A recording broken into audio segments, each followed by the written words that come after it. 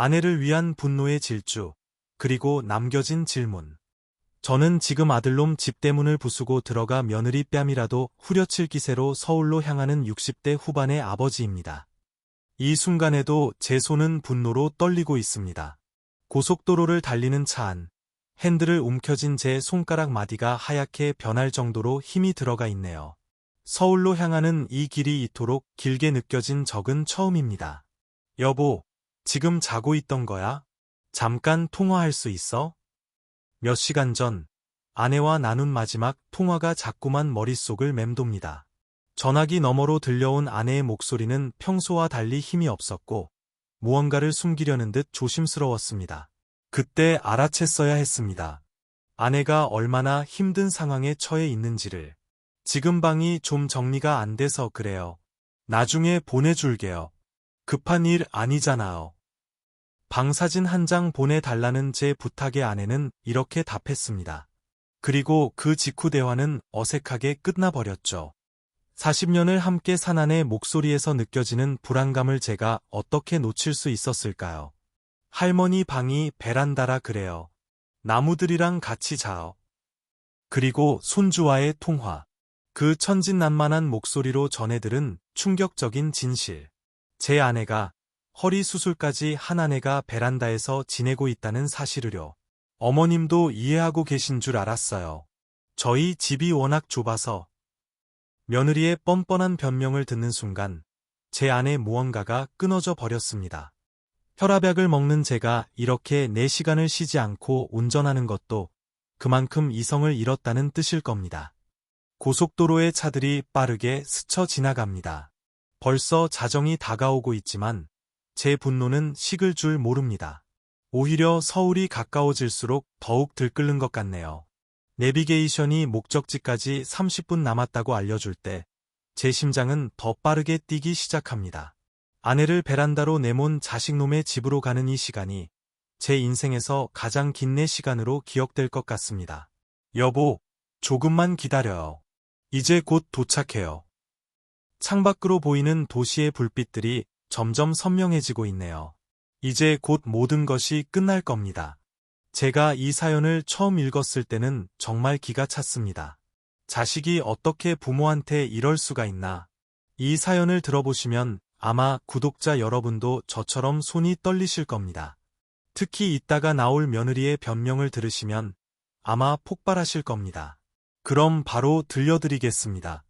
한 달 전만 해도 우리 부부의 일상은 평화로웠습니다. 아내의 건강을 위해 서울에서 기장으로 내려온 지 2년. 도시의 복잡한 생활을 벗어나 조용한 삶을 살고 있었죠. 여보, 오늘은 허리 좀 어때요? 매일 아침 제가 건네는 첫마디였습니다. 아내는 허리 디스크 수술을 받은 뒤로 자주 병원을 다녀야 했고 혈압약도 챙겨 먹어야 했거든요. 병원은 서울이 좋지만 아내가 좀 더 편하게 쉬었으면 하는 마음에 서울 생활을 정리하고 이곳으로 내려왔던 겁니다. 이제 좀 나아졌어요. 여기 내려와서 공기도 좋고. 아내는 항상 그렇게 웃으며 대답했습니다. 젊은 시절 고생만 한 아내를 위해 저는 요즘 애처가라는 소리를 들을 정도로 아내를 챙기며 지냈죠. 그러던 어느 날이었습니다. 어머니, 아버지, 저희가 부탁드릴 게 있어서요. 아들과 며느리가 갑자기 찾아왔습니다. 별다른 연락도 없이 문을 열고 들어오더니 아내에게 손주들을 좀 봐줄 수 없겠냐고 물었죠. 저희가 말도 없이 찾아갔으면 문도 안 열어줬을 자식들이 말이에요. 어머님, 저번에도 말씀드렸지만 저 복직 준비도 해야 되고 남편도 저도 육아에 살림까지 너무 힘들어요. 며느리는 거에 울먹이는 목소리로 간절하게 부탁했습니다. 이번 한 번만 정말 마지막으로 부탁드릴게요. 아이들 잠깐만 돌봐주실 수 없을까요? 정말 길어야 2달이에요. 저는 즉시 반대했습니다. 당신 몸도 안 좋은데 애들을 어떻게 본다는 거야. 허리도 아프잖아. 이거 괜히 무리했다가 더 큰일 나는 거야. 하지만 아내는 달랐습니다. 괜찮아. 이번만 도와주고 나면 그만이야. 손주들이랑 같이 지낼 기회가 얼마나 있겠어요. 결국 이야기는 빠르게 결정되었고 아내는 손주들을 돌보기 위해 서울로 올라가기로 했습니다. 마지막까지 걱정이 됐지만 아내의 결정을 막을 수는 없었어요. 여보, 당신이 너무 걱정이 많아요. 간만에 손주들과 부대끼며 시간도 보내고 사진도 많이 찍을 거야. 이런 때 아니면 언제 자식들과 지내보겠어요. 떠나기 전 아내는 그렇게 저를 웃으며 달래주려 했습니다. 매일 전화하고 사진도 보낼 테니 걱정하지 마세요. 알겠어. 하지만 무리하지는 말아요. 우리가 여기까지 내려와 살게 된 것도 당신 건강 때문이니까. 아내를 배웅하던 그날, 제 마음 한구석이 계속 불안했습니다. 우리 부부가 지방으로 내려온 이유는 어디까지나 아내의 건강 때문이었으니까요. 하지만 그때는 몰랐습니다. 제 불안한 예감이 이렇게 현실이 될 줄은. 아내가 서울로 올라간 후 며칠 동안은 손주들 사진도 보내고 잘 지내는 듯 보였습니다. 손주들과 시간을 보내며 나름대로 행복해하는 것 같아져도 조금은 안심이 되더군요. 여보, 오늘은 현주 공원에 다녀왔어요. 날씨가 참 좋더라고요. 처음 며칠간은 이런 문자도 오고 영상통화도 자주 했습니다. 아내가 보내준 사진 속에는 손주들과 함께 있는 모습이 담겨 있었죠. 하지만 자세히 보니 아내의 얼굴에는 이미 피로가 잔뜩 묻어 있었습니다. 그러다 어느 순간부터 연락이 뜸해지기 시작했습니다. 여보, 오늘은 좀 피곤해서 나중에 연락할게요. 많이 바빠서 죄송해요. 애들 재우느라 정신이 없네요. 매일 오던 문자가 이틀에 한 번, 사흘에 한 번으로 줄어들었고 통화를 해도 아내는 피곤하다는 말만 반복했습니다. 영상 통화를 걸면 피곤하다며 받지도 않고 더 이상 사진도 보내지 않았어요. 여보, 허리는 괜찮아요? 아, 네, 괜찮아요. 걱정하지 마세요. 통화할 때마다 건네는 제 물음에 아내는 항상 짧게 대답하고 말았습니다. 목소리에는 활기가 없었고 한숨 섞인 대답만 돌아왔죠. 경비로 일하는 곳에서 문제가 생겨 바빴던 저는 처음에는 이런 변화를 깊이 생각하지 못했습니다. 하지만 시간이 지날수록 불안한 마음이 커져갔습니다. 당신, 정말 괜찮은 거 맞아요? 무슨 일 있는 거 아니에요? 괜찮다니까요.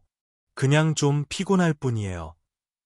아내의 목소리에는 뭔가 제가 알지 못하는 무거운 사연이 숨겨져 있는 것 같았습니다. 40년을 함께 산 사람의 직감이랄까요. 여보, 내가 주말에 한번 올라갈까요? 아니에요. 그러지 마세요. 괜히 왔다 갔다 하면 피곤하기만 하지. 제가 올라가겠다는 말만 꺼내면 아내는 극구 만류했습니다. 오히려 제가 걱정될 거라며. 자신은 잘 지내고 있다고 강조했죠. 하지만 그럴수록 더 이상하게 느껴졌습니다. 쉬는 시간에 문득 아내 생각이 나서 전화를 걸어도 받지 않을 때가 많았고 한참 뒤에야 죄송해요. 잠깐 잠들었나 봐요 라는 문자만 올 뿐이었습니다. 아내가 무슨 일이 있는 걸까? 혹시 몸이 많이 안 좋아진 걸까? 나한테 말 못하는 게 있는 걸까? 이런 생각들이 하루 종일 제 머릿속을 맴돌았습니다.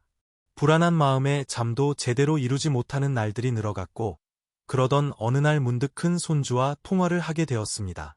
그리고 그 통화는 제 불안한 예감이 현실이 되는 순간이었습니다. 할아버지, 저 현조예요. 쉬는 시간에 걸었던 전화를 아내 대신 큰 손주가 받았습니다. 평소처럼 아내가 받을 거라고 생각했는데 현조의 해맑은 목소리가 들려와서 이해했죠. 현조구나. 할머니는 어디 계시니? 할머니요? 지금 밥하고 계세요. 현조는 여전히 장난기 가득한 목소리였습니다. 손주와 이야기를 나누다 보니 마음이 조금 놓이는 것 같았어요. 그래, 할머니랑 재미있게 지내고 있니? 네. 어제는요, 할머니랑 베란다에서 놀았어요. 낮잠도 잤다고요. 그 순간 뭔가 이상하다는 생각이 들었습니다.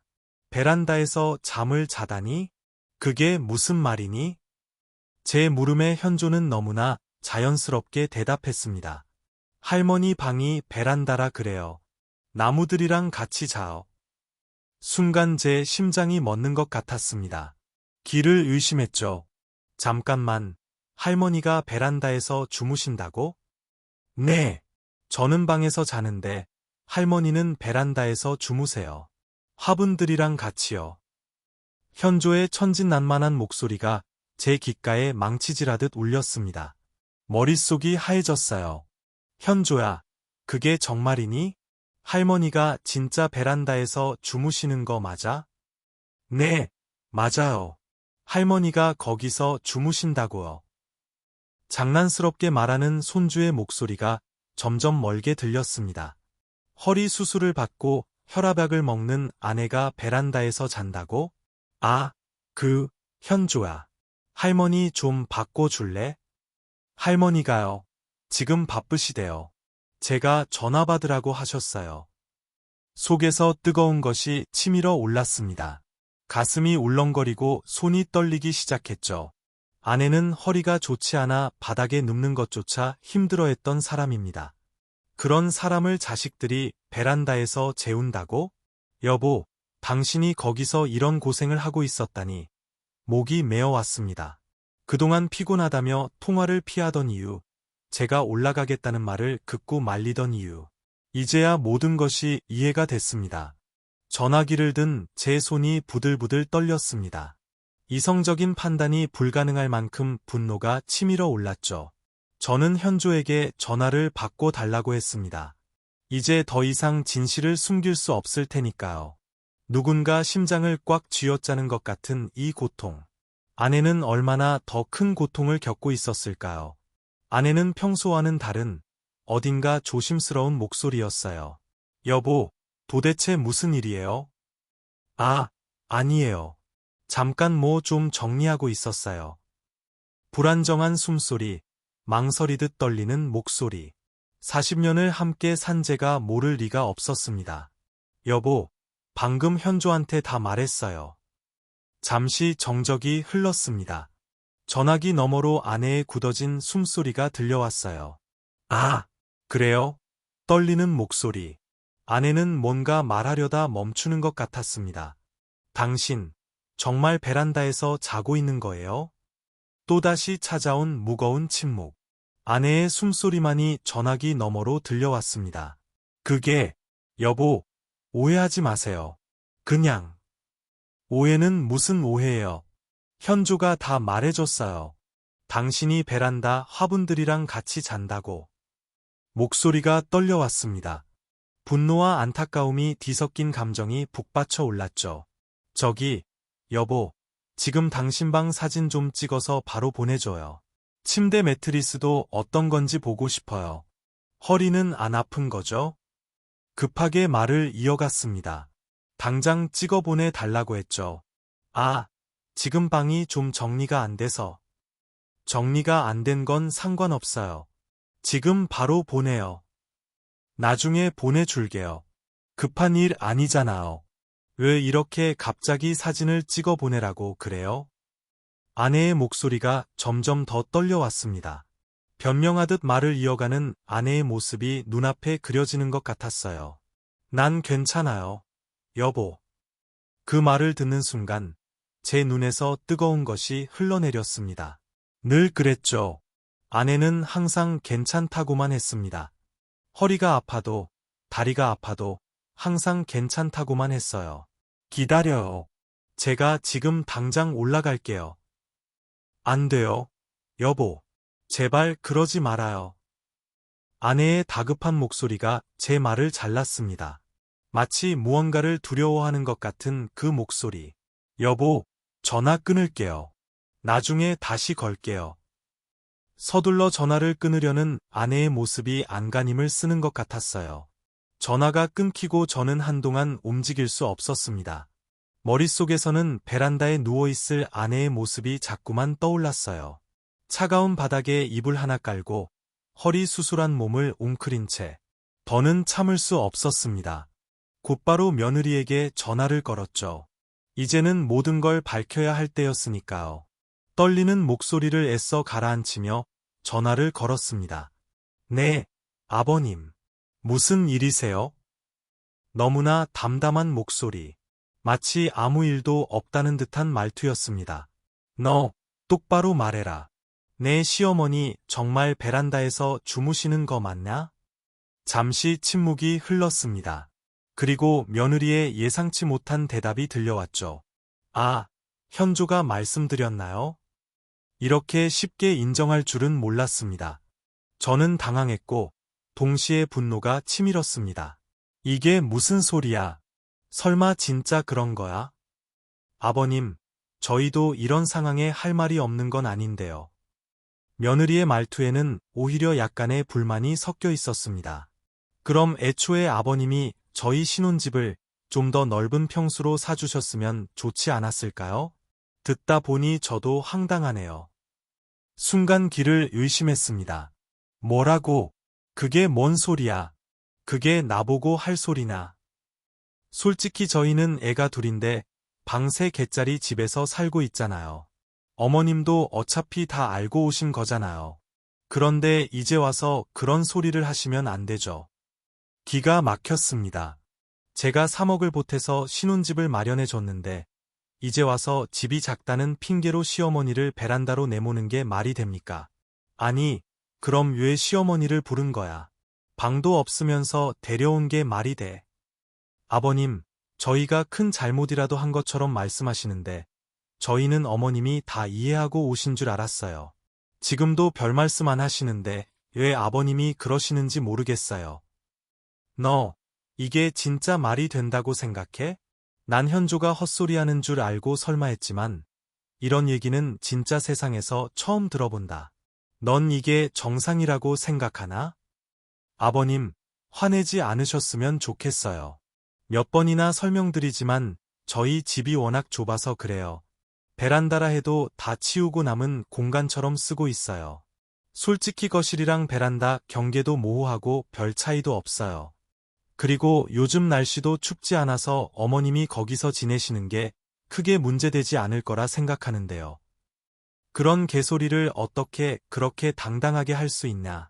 내 시어머니가 작년에 허리 수술까지 한 사람이고 혈압까지 있어서 움직이기도 힘든 사람인데 그런 사람을 베란다에서 재운다고? 아버님, 저도 이런 상황에 할 말이 없는 건 아닌데요. 순간 저는 더 이상 대화가 불가능하다고 느꼈습니다. 전화기 너머로 들려오는 며느리의 태연한 목소리, 오히려 저를 탓하는 듯한 말투, 이성을 잃을 것 같았습니다. 그래서 단호하게 말했죠. 오늘부로 내 시어머니 당장 우리 집에 보내. 이제는 더 이상 지체할 시간이 없었습니다. 하지만 며느리의 대답은 예상을 벗어났죠. 그건 안 되죠. 어머님도 복직 준비 때문에 제가 얼마나 바쁜지 아시는데 갑자기 이런 식으로 나오면 안 되죠. 어머님은 잘 계시는데 왜 아버님이 난리세요? 제가 시집살이를 아버님한테 당해야겠어요?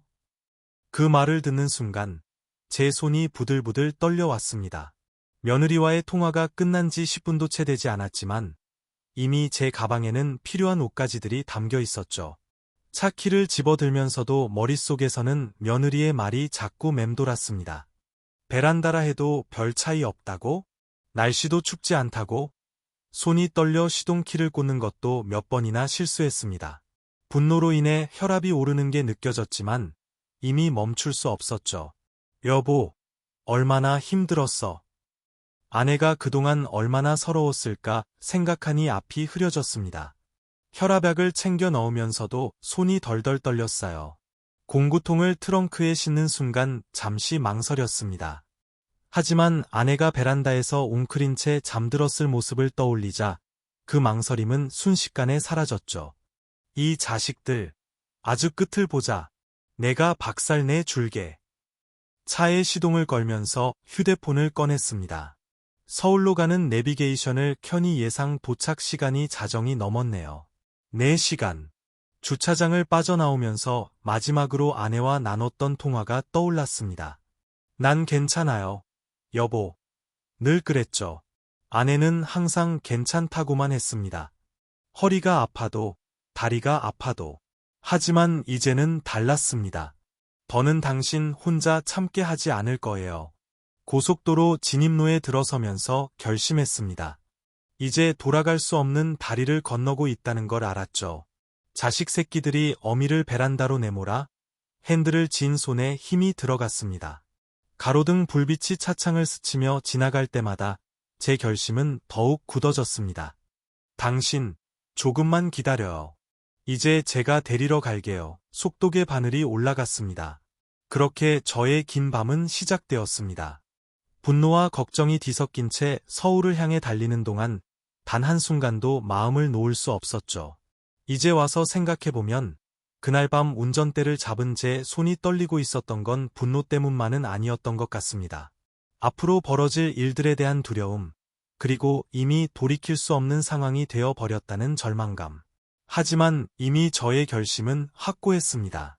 자정이 막 지난 시각, 아들놈의 아파트 단지에 도착했습니다. 4시간이나 운전했지만 피곤함조차 느낄 수 없었어요. 오히려 주차장에 차를 세우는 순간부터 온몸에 피가 더욱 거세게 들끓는 것 같았습니다. 엘리베이터를 타고 올라가면서 가슴이 쿵쾅거렸습니다. 24층. 숫자가 올라갈 때마다 제 분노도 함께 치솟았죠. 떨리는 손으로 초인종을 눌렀습니다. 1번, 2번, 3번. 세상에, 무슨 일이세요? 인터폰 너머로 들리는 아들놈의 목소리. 놀란 듯했지만 문은 열리지 않았습니다. 아니, 대체 왜 이 시간에 오신 거예요? 지금 몇 시인지 아세요? 너랑 얘기할 거 없다. 너희 엄마 챙기러 온 거야. 당장 문 열어. 제 목소리가 복도에 울려 퍼졌습니다. 아버지, 지금 너무 늦었어요. 애들도 자고 있는데. 내가 지금 그런 말을 할 처지야 되나. 당장 문 열어. 지금 다들 자다 깨서 놀랐다고요. 진정하시고 나중에 오시면 안 될까요? 아들놈의 목소리에는 시간을 벌려는 의도가 역력했습니다. 그 순간 제 머릿속에 아내의 모습이 스쳐 지나갔죠. 차가운 베란다 바닥에 누워있을 아내를. 아, 이 새끼야. 내가 지금 그딴 소리 할 자격이 있어? 목소리가 떨려왔습니다. 아버지, 제발요. 이렇게 흥분한 상태로 오시면 곤란해요. 진정하시고. 진정은 무슨 진정. 내 어미를 베란다로 내몰아 놓고. 무슨 말이 끝나기도 전에 분노가 치밀었습니다. 다시 한번 초인종을 눌렀지만 여전히 문은 열리지 않았어요. 아버지, 지금 너무 늦었어요. 애들도 자고 있고 이렇게 화난 상태로 들어오시면 저희 입장이 어떻겠어요. 애들 엄마도 아버지한테 야단 맞고 무섭다고 해요. 오늘은 이대로 조금만 마음을 누그러뜨리고 가세요. 제가 다시 연락드릴게요. 아, 이 새끼야. 너만 내 애 엄마 걱정할 줄 알아? 나도 내 애 엄마 챙기러 온 거다. 개 같은 소리 그만하고 당장 문 열어. 문 열라고. 하지만 아들놈은 끝까지 문을 열어주지 않았습니다. 오히려 저를 말리기만 했죠. 아버지, 제발요. 진짜 부탁드릴게요. 오늘은 그냥 돌아가 주세요. 안 된다니까요. 왜 이렇게 상황을 힘들게 만드시는 거예요? 그 순간 차 트렁크 안에 공구통이 떠올랐습니다. 이성적인 판단이 더 이상 불가능했죠. 좋다. 끝내 문을 열어주지 않겠다면 내가 직접 문을 여는 수밖에 없다. 제 목소리에는 더 이상 망설임이 없었습니다. 내가 선택한 거다.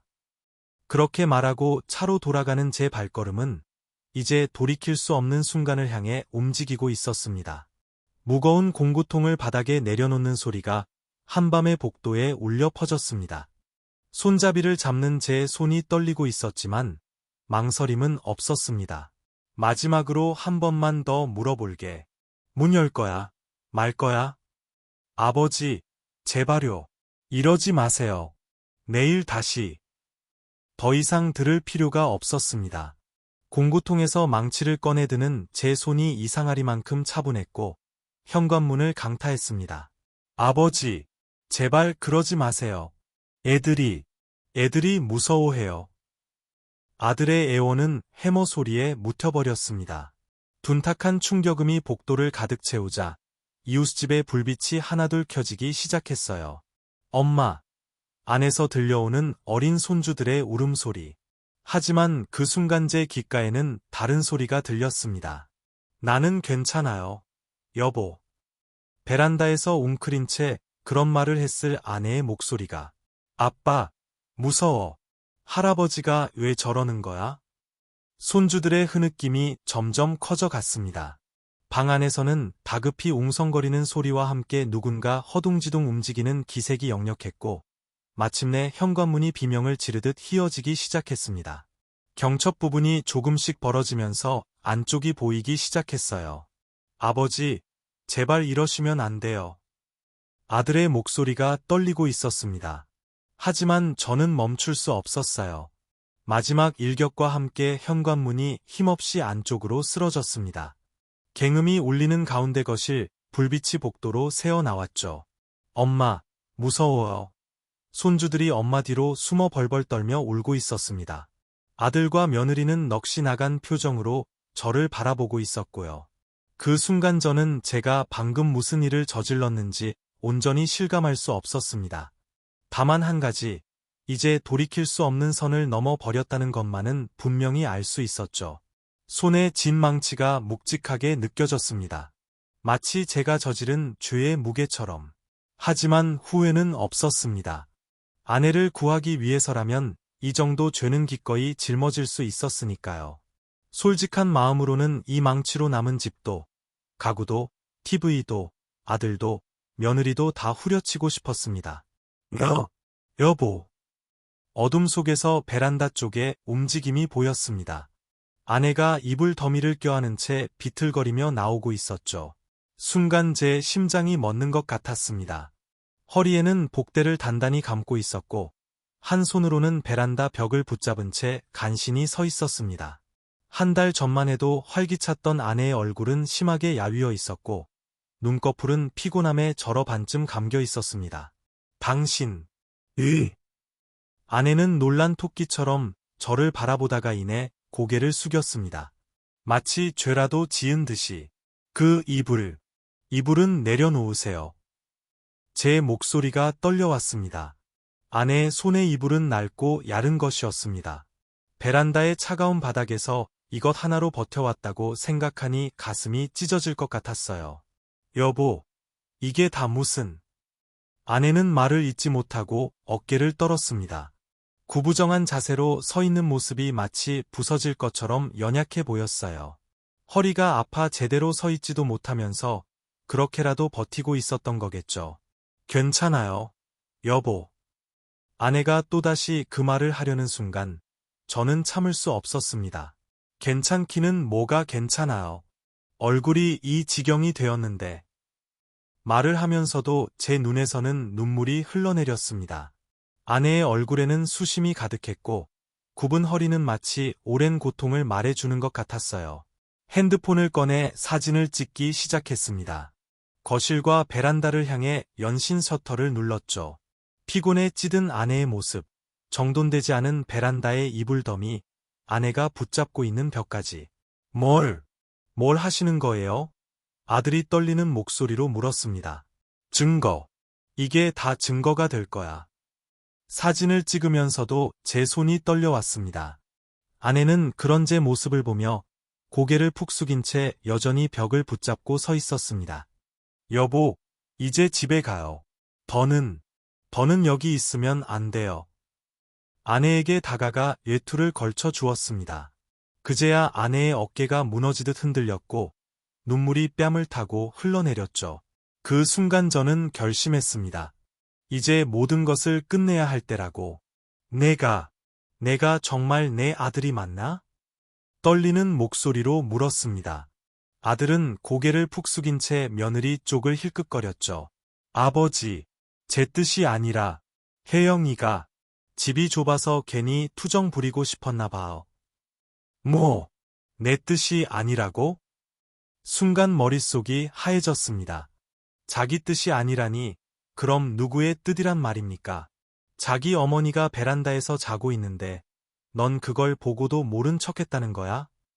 아들은 여전히 며느리 쪽만 바라보며 어물거렸습니다. 그게 상황이. 제 손이 움직이는 순간까지도 제가 무슨 짓을 하고 있는지 몰랐습니다. 30년 동안, 아니, 중학생 때 한 번 말대꾸했다고 기싸대기를 때린 이후로는 단 한 번도 아들을 때린 적이 없었는데 내가 이런 놈이었어. 아들의 뺨이 순식간에 붉게 부어올랐습니다. 방 안의 공기가 얼어붙었고 모두의 숨소리마저 멎은 것 같았죠. 이게 사람이 할 짓이야. 목소리가 떨려왔습니다. 허리 수술하고 혈압 먹는 내 어머니를 베란다에. 말을 잇지 못하고 흐느끼는데 아들은 자기 뺨을 붙잡은 채 멍하니 저를 바라보기만 했습니다. 아버님, 저희가. 며느리가 뭐라고 말하려 했지만 저는 이미 다시 휴대폰을 들고 있었습니다. 내가 너는 못 때릴 것 같나? 베란다로 들어가 사진을 찍기 시작했습니다. 차가운 바닥, 구석에 놓인 낡은 이불, 화분들 사이로 억지로 만든 좁은 공간. 아버님, 그만하세요. 제발. 며느리가 말리려 했지만 제 손은 멈추지 않았습니다. 이걸 다 법원에 증거로 제출할 거야. 사진을 찍으면서도 눈물이 흘러내렸습니다. 아내가 이런 곳에서 허리 수술한 몸으로 얼마나 고통스러웠을까. 아버지, 저희가 잘못했습니다. 이제야 아들이 무릎을 꿇으려 했지만 저는 쳐다보지도 않았습니다. 지금부터 시작이야. 휴대폰을 주머니에 넣으며 단단히 말했습니다. 너희가 받은 돈 전부 다 토해내야 될 거야. 그 순간 아들 부부의 얼굴이 창백하게 변했습니다. 그들의 표정에서 읽을 수 있었죠. 이제야 자신들이 돌이킬 수 없는 선을 넘었다는 것을. 여보, 이제 가요. 아내의 손을 잡았습니다. 그 차가운 손을 잡는 순간 제 마음속에서 마지막 남은 망설임마저 사라졌습니다. 이제 정말 끝내야 할 때였으니까요. 현관문 배상할 돈만 빼놓고 나머지 돈은 당장 내놔. 제 목소리에는 더 이상의 감정이 실리지 않았습니다. 마치 얼음장처럼 차갑게 식어버린 말투였죠. 네, 그게 무슨 말씀이신가요? 며느리는 당황한 목소리로 손을 비비며 어쩔 줄 몰라 했습니다. 당장 3억을 내놓으라는 건 너무 무리한 요구잖아요. 저는 며느리의 말을 가로막고 차갑게 쏘아붙였습니다. 내가 곱게 말할 때 고마운 줄 알고 더는 말하지 않는 게 좋을 거야. 무슨 말씀이세요? 지금까지 내가 한 말들 이제 다 돌려줄 거다. 시어머니를 우습게 보고 신혼집 문제로 나를 우습게 본 것 내가 그냥 넘어갈 줄 알았어? 순간 며느리의 얼굴이 창백해졌습니다. 질려 눈만 굴리며 입을 다물었어요. 아버지, 저희가 잘못했습니다. 하지만 아들이 말을 이으려 했지만 제가 손을 들어 제지했습니다. 내 사정 봐주느라 그동안 참았던 내 마음은 생각해봤어? 너희 어머니가 이렇게 고생하는 걸 보면서 얼마나 가슴이 아팠는지 알아? 방 안에는 숨막히는 침묵이 내려앉았습니다. 주말까지야. 그때까지 돈이 내 통장에 들어오지 않으면. 말끝을 흐렸지만 제 눈빛만으로도 충분했습니다. 아들 부부는 서로를 바라보며 어쩔 줄 몰라 했죠. 아버님, 그래도 이건. 어디 더 떠들어봐. 그러면 너를 그냥 놔둘 것 같아. 며느리는 그제야 겁에 질려 눈만 굴리며 벽 쪽으로 몸을 숨기듯 물러났습니다. 이제는 끝이다. 너희 자식이라고 생각하지 않는다. 아내의 손을 잡아 이끌며 걸어 나왔습니다. 손주들의 울음소리가 등 뒤에서 들려왔지만 더는 돌아보지 않았어요. 여보, 조심해요. 천천히. 부서진 현관문을 지나는 아내의 어깨를 조심스럽게 부축했습니다. 한 달 만에 처음 보는 아내의 모습은 제 가슴을 더욱 무겁게 만들었습니다. 할머니, 뒤에서 손주들의 울음소리가 들려왔습니다. 현조가 현관 쪽으로 달려오려 했지만 며느리가 얼른 붙잡았죠. 가지 마세요. 할머니. 손주의 흐느낌에 아내의 발걸음이 잠시 멈칫했습니다. 아내의 어깨가 떨리는 걸 느낄 수 있었어요. 여보, 애들이.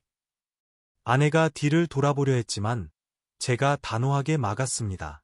더는 뒤돌아보지 마세요. 이제 다 끝났어요. 하지만 당신이 얼마나 고생했는지 알아요. 그 차가운 베란다에서 허리 수술한 몸으로. 목이 메어 더는 말을 잊지 못했습니다. 할머니, 제발요. 할머니 가지 마요. 우리랑 같이 있어요. 손주들의 울음소리가 점점 커져갔습니다. 아내의 발걸음이 다시 한번 흔들렸어요.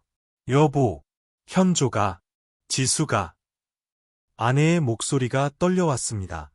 손주들을 두고 떠나는 게 얼마나 마음 아플지 저도 잘 알고 있었습니다.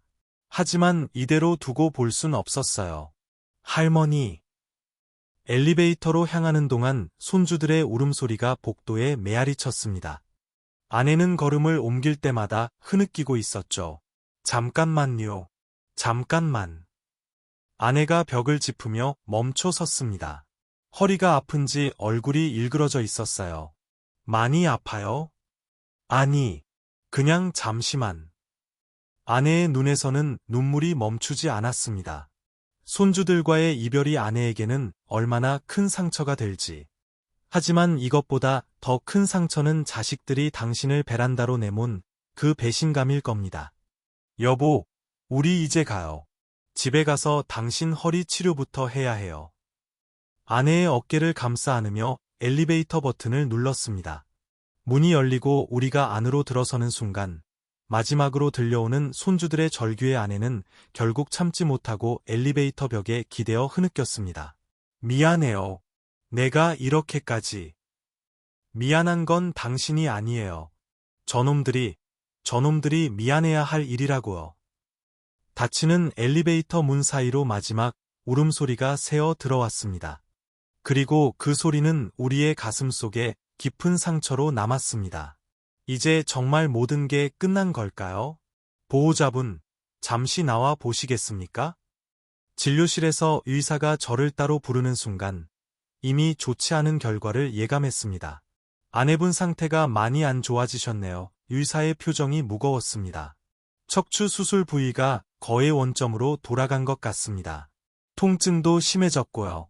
아무래도 한 달 동안 딱딱한 바닥에서 지내신 것 같던데. 의사의 말에 제 가슴이 무너져 내렸습니다.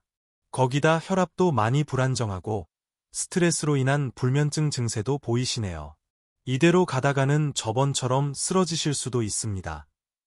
의사의 말 한마디 한마디가 비수가 되어 제 가슴을 파고들었습니다. 제가 진작에 목이 메어 말을 잇지 못했습니다. 진료실로 돌아와 보니 아내는 진찰대에 누워 눈을 감고 있었습니다. 창백한 얼굴, 깊어진 주름. 한 달 사이에 몇 년은 늙어 보였어요. 여보. 눈을 뜬 아내가 힘없이 미소 지었습니다. 괜찮아요. 그냥 좀 피곤할 뿐이에요.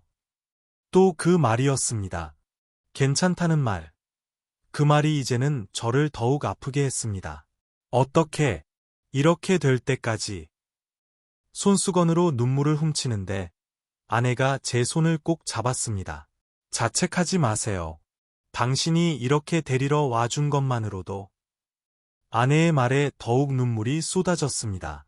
앞으로 2달 정도는 집중 치료가 필요합니다. 물리치료도 다시 시작해야 하고 허리 보조기도 새로 맞추셔야 해요. 혈압약도 용량을 조절해야 할 것 같고 의사의 처방이 이어질 때마다 제 마음속 죄책감은 더욱 깊어만 갔습니다. 당신한테 이런 고통을 안겨준 게 다 내 잘못이에요. 여보. 그만요. 이제 다 지나간 일이에요. 하지만 어떻게 지나간 일이라고 할 수 있을까요? 아내의 구부정한 허리, 떨리는 손, 흐려진 눈빛. 이 모든 것들이 제가 진작에 발견하지 못한 대가였습니다. 내가 당신 곁에서 꼭 지켜줄게요. 떨리는 목소리로 약속했습니다. 늦었지만 이제라도 아내를 지키는 남편이 되어야겠다고 다짐했습니다. 병원을 나서는 아내의 발걸음이 무거워 보였습니다. 그 무거운 발걸음만큼 제 마음도 무거워졌습니다. 며칠 후 휴대폰에 문자 알림이 울렸습니다. 입금이 완료되었습니다. 3억 2천만 원. 잠시 후 아들에게서 전화가 걸려왔습니다. 한동안 망설이다 전화를 받았습니다. 아버지, 이게 뭐야? 돈이 더 들어왔는데. 이건 뭐야? 제가 미안한 마음에 더 못했어요.